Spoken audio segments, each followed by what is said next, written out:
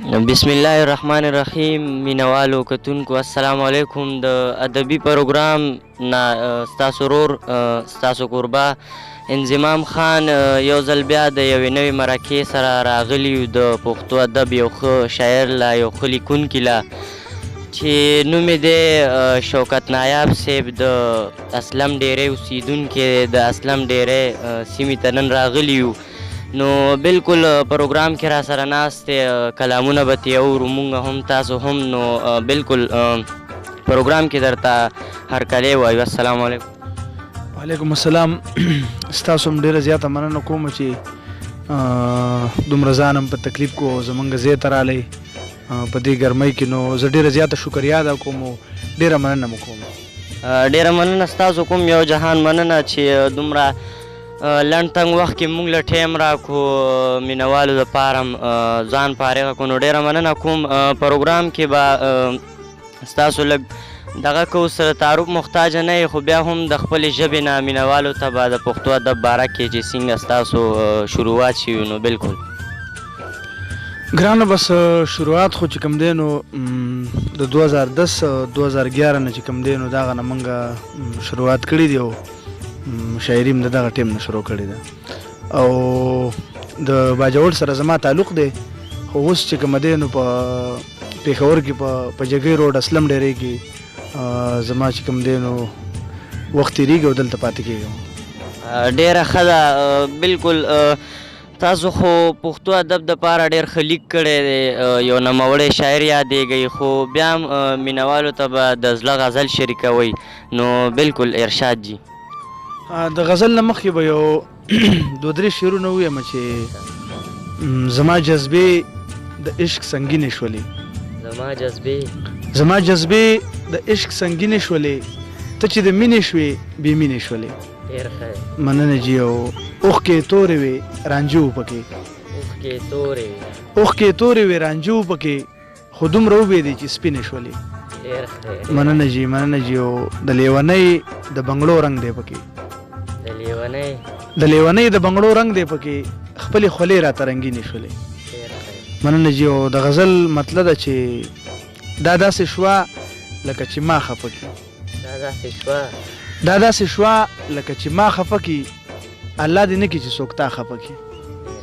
مننه جي. او دومره نیازبین مې عادت کړی دی چې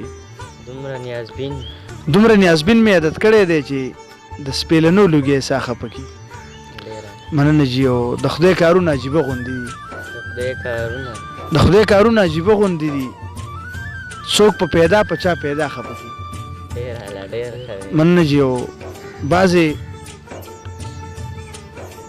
رښتیا سړی په ګپ واړوي، بعضې رښتیا سړی په ګپ واړوي، بعضې دروغ به د رښتیا خفه کي. مننه جي. بعضې رښتیا سړی په ګپ واړوي، بعضې دروغ به د رښتیا خفه کي. او که محبت دې په هر لورو شیندو، که محبت دې په هر لورو شیندو، نایابه مرګ به د دنیا خفه کي. ډېر ښه کلام و. یقین دی چې مینوالو به ترې هم خوند اخیستی، ډېره مزه یې وکړه. نو بالکل نور غزلې به ترې هم اورو ځکه چې مینوالو یې غوښتنه کړې ده، ډېر خوږ لیک کوي. نو بالکل یو غزل نیم بل هم شریک کړئ پروګرام کې. د غزل نه مخکې یو شعر ویم چې ورک دې فساد شي چینارونه و نختر وخوري، ورک دې فساد شي چینارونه و نختر وخوري، موږ له د امن ضرورت د شر دې سر وخوري.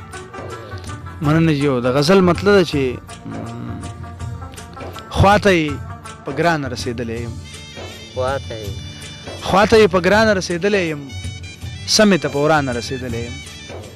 مننه جي. او چا راپسې تورې سترګې سپینې کړې، چا راپسې تورې سترګې سپینې کړې، چا ته په اسانه رسېدلی یم.